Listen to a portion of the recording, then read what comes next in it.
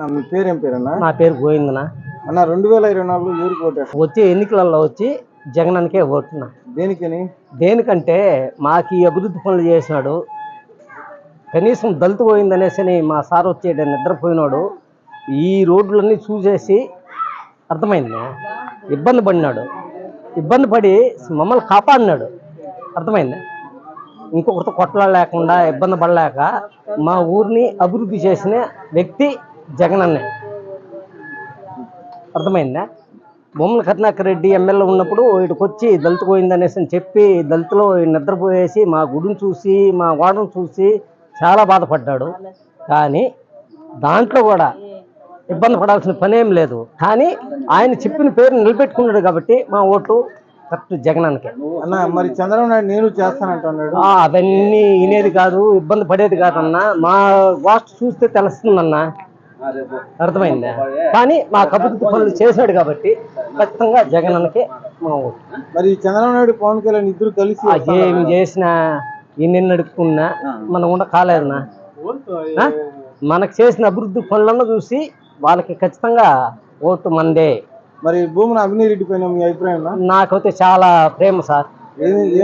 ఎందుకంటే ఈ రోడ్లు వేసి ఇంత ఇదిగా ఉన్ని వాడని మనకు అభివృద్ధి చేసినాడు కాబట్టి నేనైతే తప్పుడు చెప్పుకోవడం లేదు, అబద్ధాలు నా కూడా కాదు. పక్కా. ఎవరు చేశారు ఇదంతా? మాకు బొమ్మల కరుణాకర్ రెడ్డి, అభినయ్ రెడ్డి వచ్చి మాకు రోడ్లు వేసి ఇచ్చి మా వాడిని ఇదిలాగా చూపించినాడు కాబట్టి పక్కానా.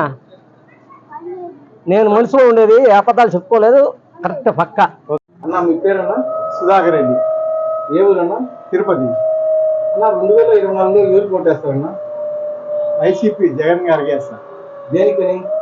ఆయన చేసిన సంక్షేమ పథకాలు అన్నీ బాగున్నాయి కాబట్టి, అందరికీ మంచి జరుగుతుంది, పేదవాళ్ళకి ఎక్కువ మంచి జరుగుతుంది, అన్ని కులాలకి న్యాయం చేస్తున్నారు. అందువల్ల ఆయనకే వేయాల. మరి చంద్రబాబు నాయుడు ఈ పథకాలన్నీ వేస్ట్ అంటున్నాడు. ఆయన చెప్తాడు, ఆయన చేసేది లేదు కాబట్టి వేరే వాళ్ళు చేసేదాన్ని విమర్శించడమే. అవునంటే కాదు, కాదంటే అవునండి. రేపు వచ్చి నేను అన్ని ఇస్తాను, ఇదే పథకాలు ఇస్తా అంటే ఇంకా ఈయన చూసి ఆయనే నేర్చుకునేది. కొత్తగా ఏమున్నది? జనాల్ని రెచ్చగొట్టేది. ఇస్తే ఆయన వచ్చి ఒకసారి ఇస్తే, రెండోసారి ఇస్తే మళ్ళీ కనబడదు సంవత్సరాల తర్వాత. ఇంతకుముందు అప్పు ఇంత ఉంది అంత ఉంది అనేసి తిడుతున్నారు. ఎందుకనేసి వాళ్ళు అప్పు చేసినారు, ఈయన అప్పు చేసినారు. ఈయన అప్పు చేసి 90% జనాల పైన వెళ్ళారు. ఆయన అప్పు చేసిన డబ్బులు ఎవరికి ఇచ్చారు అదంతా తెలియదు, లెక్క తెలియదు. ఈ ప్రభుత్వంలో పేదలు సుభిక్షంగా ఉన్నారంటారా? అంతా బాగున్నారు. అందులో మన తిరుపతి కరుణాకర్ రెడ్డి గారు బాగా చేశారు. వాళ్ళ అబ్బాయి ఇప్పుడు బాగా నిలబడతా అని చెప్తున్నారు. ఆయన చాలా మంచివాడే పర్సనల్గా. అన్ని పథకాలు అసలు మేయర్ తీసుకోవాల్సిన అతను డిప్యూటీ మేయర్ తీసుకున్నారు. రాజకీయాల్లోకి వచ్చి అన్ని రోడ్లు డెవలప్ చేస్తున్నారు. దగ్గర నాకు తెలిసి 18 రోడ్లు బాగా డెవలప్ చేశారు. రోడ్స్ అన్ని ఆయన చాలా కష్టపడుతున్నారు పార్టీ గురించి. జనాలు కూడా కొల్లం బద్దలు కూడా కట్టుకొని ఆయనకే ఓటేయాలని చూస్తున్నారు. 90% జగన్ గారే వస్తారు. ఈ 10% ఎందుకని చెప్తున్నారంటే, ఇంకా ఇప్పుడు ఒక ఆయన వచ్చాడు, కొత్తగా జాయిన్ అయినాడు, జనసేన అనేసి. ఆయన ఏం చేస్తాడో మనకు తెలీదు. ఆయనే డైరెక్ట్గా మొగోడు మా నిలబడి, నేను మొగోడిని నిలబడి గెలవాలా చెయ్యాలా కూడా వేరే వాళ్ళు జత చేసుకొని నలుగురు చేరి ఒకరిని కొట్టేది ఎందుకో?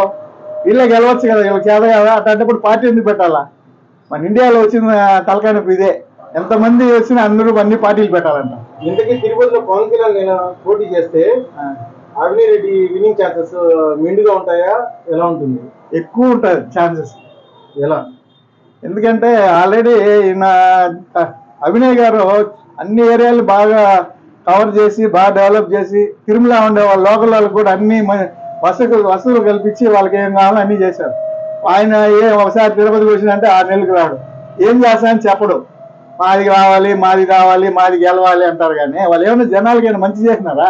గుర్తుపెట్టిన దానికి ఏం చేయలేదు. అంటే పవన్ కళ్యాణ్ ఎఫెక్ట్ ఏమి ఉండదు అంటారు. వాళ్ళకి ఆ కులగజ్జి వల్లే వాళ్ళు ఓట్లు పడతాయి తిరుపతిలో. అందువల్ల వాళ్ళు పిల్లలు ఎంతమంది ఉన్నారు? ఒక 20,000 మంది ఉంటారా వేసేది ఓట్లు? పెద్దవాళ్ళు ఆలోచన చేస్తే ఎవరు ఆయనకి వేయరు. ఒక 20,000 మంది పిల్లలు స్టూడెంట్స్ వేసుకొని సినిమా వస్తే చూడలేదా? వీళ్ళన్నీ గలీజ్ చేసి పెడుతుంటారు, తాగేసి గొడవ చేయడము. సినిమా వస్తుంది, అందరూ చూడొచ్చు కదా, ఎందుకు గొడవ చేయడం?